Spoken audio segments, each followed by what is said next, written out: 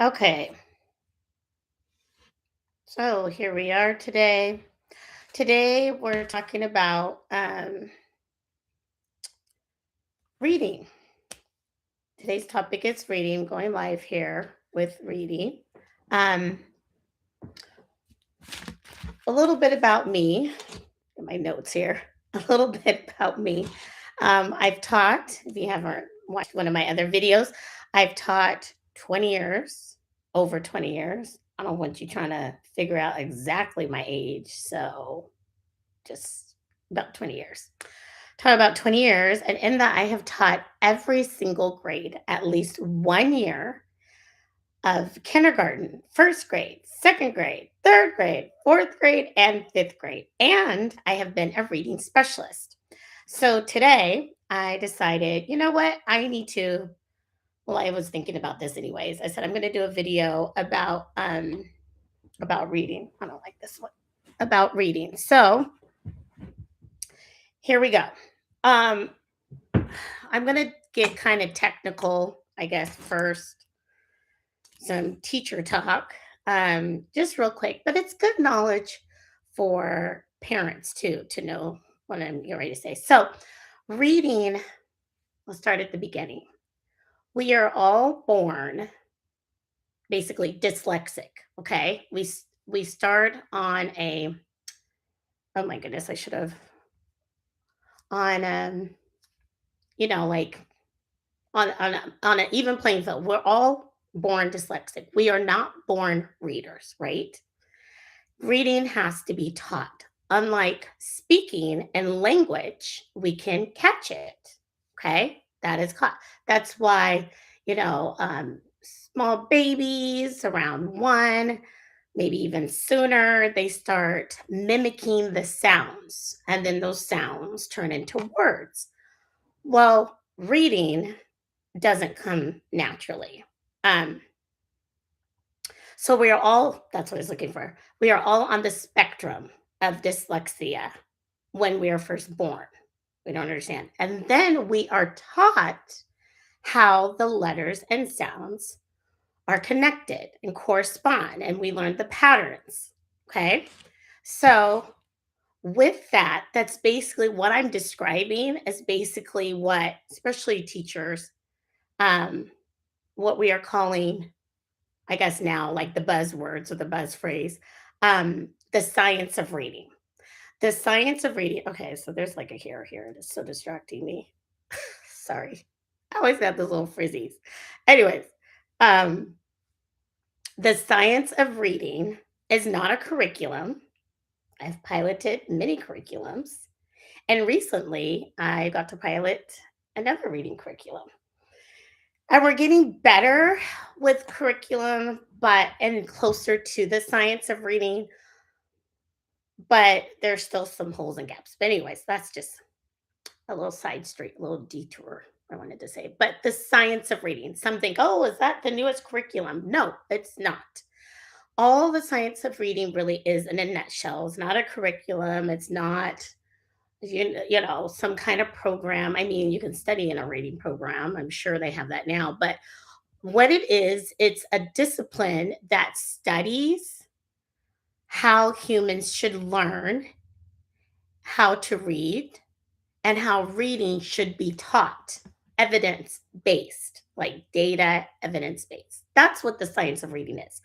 So if you ever hear, I mean, in a nutshell, that's a longer definition. I feel like writing it all down. Okay. So, but in a nutshell, that's what the science of reading is. And I've taught reading, of course, as a teacher, endorsed in one state, and another state, they don't require an endorsement, but I've been a reading specialist, with having the degrees and all the hours and all the things I've done. So anyway, so hopefully I can help. I don't know it all. There are some people who know a lot, but this is for parents who want to keep it simple. If you're very fancy schmancy and you're super smart, great.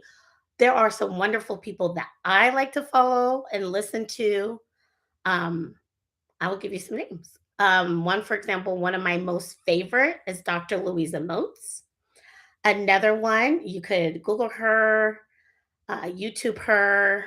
There's some videos. She's pretty amazing. Another one is oh goodness, the University of Florida Literacy Institute. They're pretty awesome. I love their work, the U Fly manual. But this, here I go, I'm getting kind of on a tangent again. But this video is mainly for parents who want some simple ways to help their kids. I've seen it as a teacher, parent, as an aunt, as a friend, um, to those around me. And a lot of the tips I have given to people over the years, I figured I'd make a video and maybe it'll help you out. So let's get started. Right. Here we go. Okay. So again, I talked about the dyslexia, and I want to dive personally deeper into that. If you have a child who is dyslexic, I'm sure you probably are extremely knowledgeable, and feel free to add some comments because, oh my gosh, I'm sure I can learn from you. That is an area of study I kind of want to get into um, and learn a bit more. But let's start at the beginning. Um, I'm a mother, and when I was pregnant, I would read in the bathroom because I know it echoes and I didn't have like a little sound system or a karaoke machine or anything, but I would read in the bathroom. I would read children's books in the bathroom because it echoes and the sound, it's more closed in. So I started reading when my children were in the womb. I'm not kidding.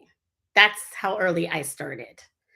Buying books, some good ideas that I've seen for baby showers. Usually, if I'm invited to a baby shower, my friends and family know they're getting at least one book for the collection, but people will usually, especially educators or just people who, understand that reading is important. And I will get into more reasons why. Oh, I should write that down so I don't forget. But they want to start a library. It breaks my heart when kids come to school and they have no books at home, but they have electronics. And sometimes they read online, sometimes they don't, but they have no good old fashioned smell of the pages of a book. Um, so at a baby shower, I mean, there are books at the Dollar Tree. And I'll get into that a little bit too. There are books at the Dollar Tree, Target, Walmart, whatever. So sometimes I even use the book as like the card with the gift. Um, and the book is like the card. So in lieu of a card, because cards are so expensive, unless you go to the Dollar Tree, and even that's getting expensive. It's over $1.50 now. Um, they'll get a book. I've done that before. So those are some ideas. But the earlier, like if you don't have children yet, or you're pregnant and you're like just starting to search and do your research because you want to be an amazing parent, you will be amazing. You won't be perfect, but you will be amazing. Then here's an idea. Ask for a maybe in lieu of cards at your baby shower to give you books, or every person bring one book to the baby shower. So start reading early. And after you have your child, or when your child is small, um, try to read to them every night. Both of my girls were extremely high readers, especially on state test. um, Excellent writers. My daughter, who is still in school now, straight A's, but reading was always extremely high. They've always scored high. Why? We'd snuggle up in bed when they couldn't read, and I would read to them like every night. If I didn't, my husband would. Um, but we would try, and I know life is busy, but if we could make dance class and what, theater, sports, whatever, reading's so important, and I'll get into that even more. So read every night, try to. And if you haven't, and you have a struggling reader, and again, my shows, this channel, my channel, and my videos are for parents who want to do the work, not parents who want to complain and make excuses and pass the blame, just go to a different channel. I don't care. You're not going to hurt my feelings, right? Okay, so you're just not. But this is for parents who are like, I really need some help. And if you can tell me how to do it with a little fun way, maybe a little sass, then please tell me. You're welcome. But so read every single night to your child. You might skip a night and you tell your kid, you be accountable. You show them the importance. Trust me, believe you me, with my children who are out of elementary age or past the sixth grade, they will, even if they don't love reading, at least they'll have the interest or the spark there. So when they're doing homework in junior high and high school, it's not going to be as much of a struggle. Now, this is different if your child has a learning disability. Um, sometimes different disabilities. I'm not a special ed teacher. I'm not endorsed in that. So I don't have all the specialty tools. I mean, I have some because of different varying learning disabilities or various learning in my class, but like specific with IEPs, that kind of language, I'm not skilled. That's just not my degree. That's so take, whatever is helpful. But if there is something more going on there, my advice to you is to get some help. I mean, it might be a little bit of a search and a scavenger hunt to figure out what your child needs if they're really struggling. It could be dyslexia, it could be ADHD, it could be, ADD, it could be anxiety. Um, sometimes kids are just have such bad anxiety when they have to do those reading tests that are timed, which by the way, those are like almost not even relevant. I think maybe some districts have totally um, dismissed them because all that tests is fluency. It doesn't test comprehension. So, anyways, read every single night. Flashcards. Go to the Dollar Tree, as I mentioned before. Go to Target. Get those flashcards. Start with the letters. A for apple and all that kind of stuff. Start because kids have to make the connection because remember, reading doesn't come naturally, right? It doesn't. So it has to be taught systematically and explicitly. You have to be intentional when teaching reading.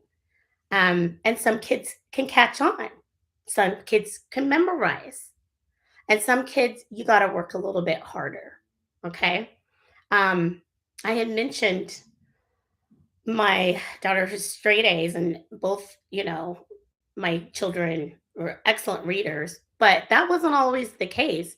They were both good, but um, one had ADHD, and it took some time to figure it out. Once we figured it out, what it was, then okay, ding, ding, ding, that helped. So I kind of do, I know from a parent say what that's like.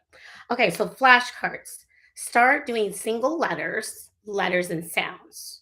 So each individual letter, which is called phoneme, a letter, each letter has a sound. Eventually, we get into how letters, like vowels, have two or more sounds. Okay. And some letters can make a different sound, like the letter C, depending if it's followed by E, I, or Y. Then it makes the S sound, like in the word cycle or celebrate, right? But we're not going to, that's later down the road. So right now, you just want concrete, the basic letters, and you want your child to identify those sounds. So when you point to that card, they know the sound. Then after that, you want to build word families. Or, for example, take an A and T, act, then put a C in front. Now, what does it say? Cat. I know I could show examples. There's a lot of channels out there that do all this. That's why I'm just talking to you, okay? So just take what you want. this is how this is how this how Monet does it. So I'm just going to tell you, there are a lot of people that have very pretty, fluffy, beautiful videos that will show you this, but building word families. I'm just kind of going through some quick tips. Why reading? Math is important, yes, but After working both in the North and the South, all state tests that I have seen, and most teachers know, at least in this day and age, at this time, these can change, especially with AI. Who knows where we're going? Maybe the AI will be taking the test. I don't know. But at this time, all the tests the kids have to read.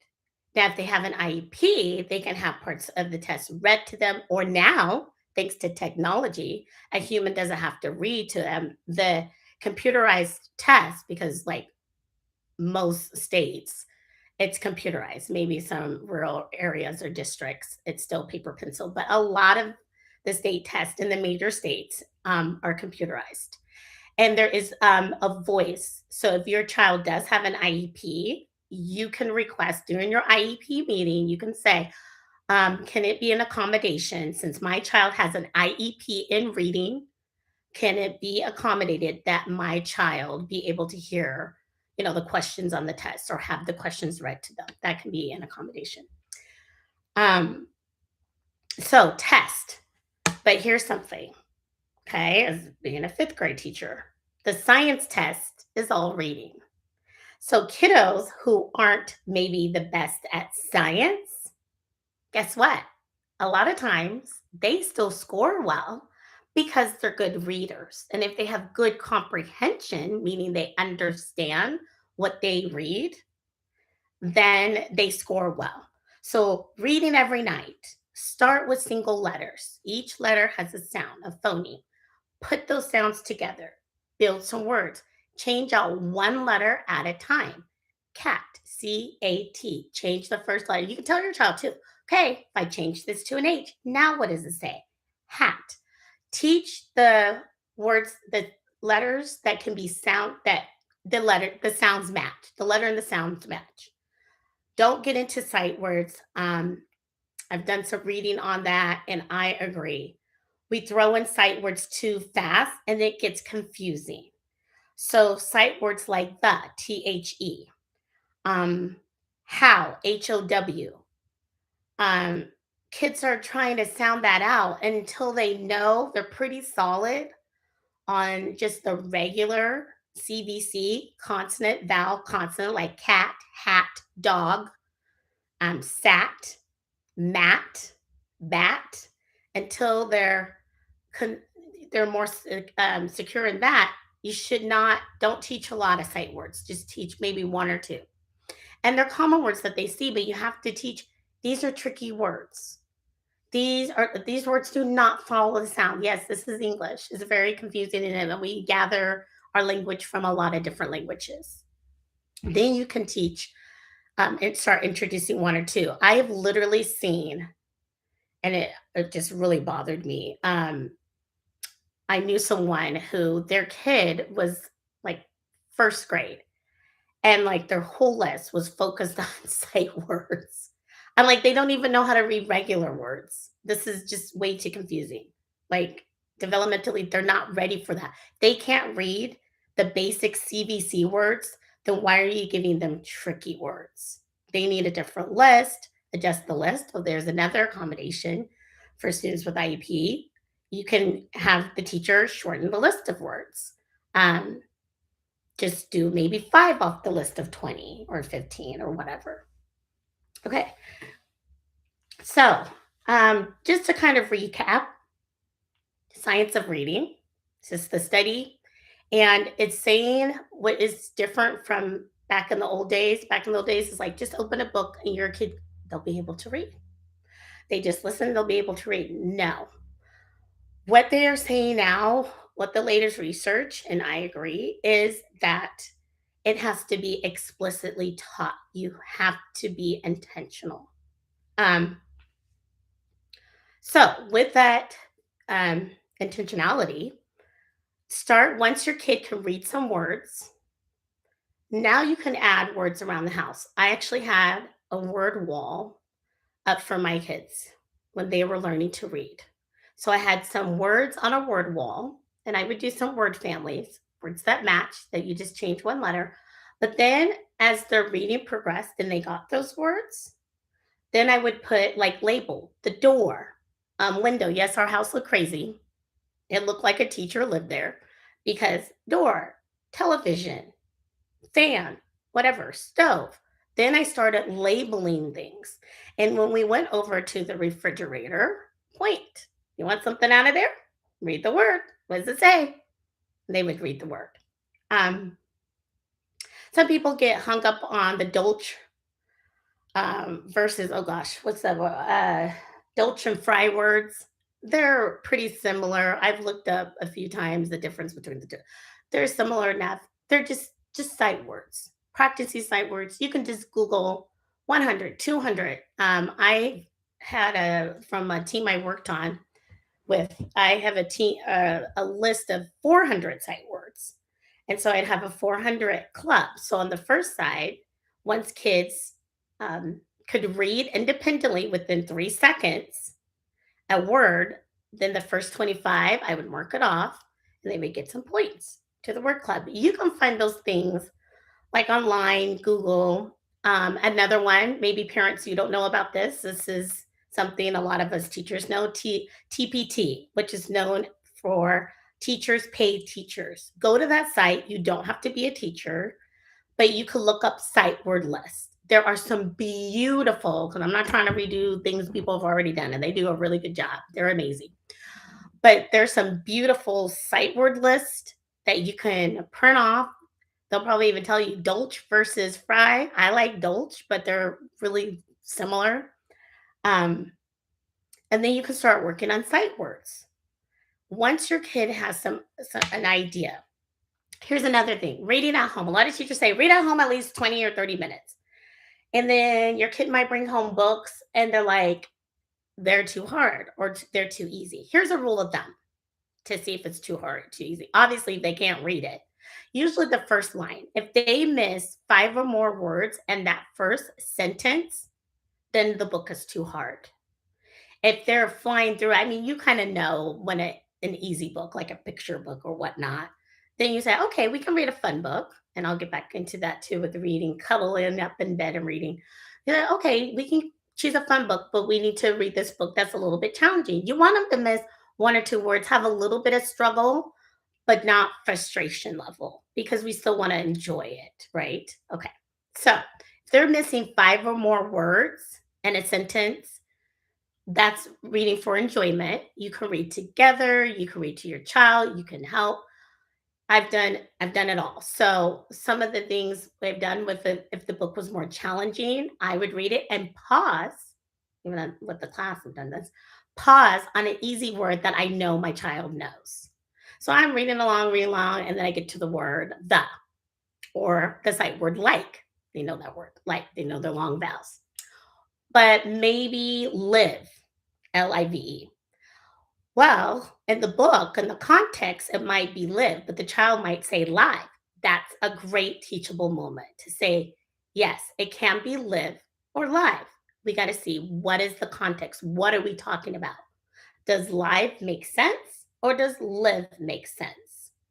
So, those words that are spelled the same way but have two different meanings. And I didn't write down a list, so I'm not prepared to tell you a bunch of them as an example, but you can Google them. Um, that's a great teaching moment to say there's more than one way. Oh, here we go. There.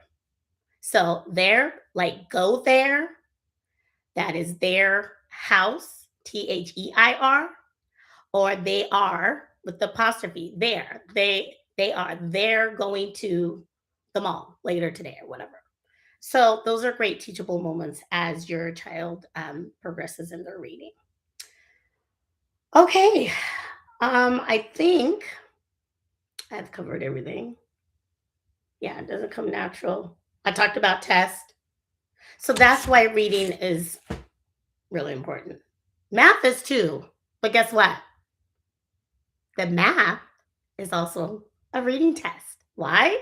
Because there are story problems.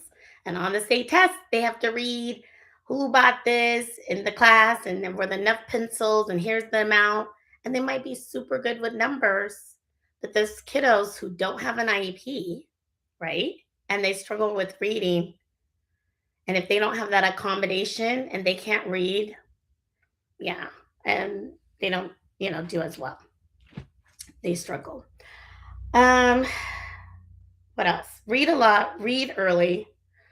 Reading and writing is supposed to go hand in hand, but a lot of times I see that it doesn't, meaning a child could be a good reader, but they can't write. I'll get back to writing. I'll make a note. I'll get back to writing. First, I want to talk about, though, um, no, I'll go. Let me just finish the writing. Sometimes they don't. So, practicing, journaling, just write, but don't. If you know that your child absolutely hates writing, like hates it, maybe back up a little bit. Do they know how to form the letters? Some kids, especially after COVID, they write in a really interesting way. I don't know. So, something that I really like that UFly, the University of Florida Literacy Institute, what they do is you can go all the way back in their teacher's manual, and you can start with letter formation. So that kind of helps because some kids, I think maybe their handwriting, they're trying to focus so hard on how to write the letters, and they were never really taught, especially around the COVID time. Well, now those kids are older, but and even now, we've thrown out so much, well, now they're kind of bringing back cursive, but a lot of handwriting has been kind of thrown out the window. That's not important. We all got a keyboard. Well, they can't like write. Like they can barely write their name. Like some children literally can't write their name or write letters backwards or don't know how to even spell their last name. So, working with your child to make sure they know how to spell their name correctly and their last name would be helpful. Um, there was something else I wanted to go with the reading, but I think I'll stop there. If I think of it, I'll post another video. All right. Thank you. Oh, go ahead and subscribe too. If you like the channel, I'm gonna start posting more videos like this because honestly, um, I get tired of telling people the same thing. No, I don't get tired of it, but I find myself giving a lot of advice to friends and family and parents over the years, and I just feel like I used to say a broken record, but now no one knows what a record. Well, a vinyl. Oh, excuse me. I know the millennials are like, oh yeah, that's a vinyl. And what Gen Zs. But yeah, I just feel like I'm repeating myself. So now I can just tell people to, hey, go to my YouTube channel and I talk about some things you can do. So thank you. Please subscribe if it's helpful or you're interested. My channel usually is geared towards what parents can do to just be better, more awesome parents. But you know what? Making sure your child can read, is literate, that's important, right? And you got to start early. I know I said I was going to end, but here I go. I keep going on a tangent. Um, if you didn't do that or you know someone, maybe you're like, oh, I know this person, they have a little kid, and all I see them doing is on electronic, never being read to or anything. Maybe you can like step in and help, I know when my family, my nieces and nephews come over, they know books are going to be out. They're out, we're reading books. What book you want? Let's cuddle up and let's read a book. Um, and like I said, until my children got really big, eventually, at first, I was just reading to them. This was the progression. Then we were reading together. I'd pick out some words. And eventually my children were reading to me. And so that was really sweet. Or we would read together. I was like, I'll take a page, you take a page. This like some big old thick chapter book. So I'm like, I'll read a page, you read a page, and snuggle up in bed. So this is for parents who maybe want to change the way you were raised. Maybe you didn't have that kind of support at home. And um, maybe you want to, change your future lineage and get them on a better foot, give them a head start. It's competitive out there, right? So whatever you can do to give them a head start. So read with them. Okay. So there's your pep talk for the day. Till next time. All right. Bye.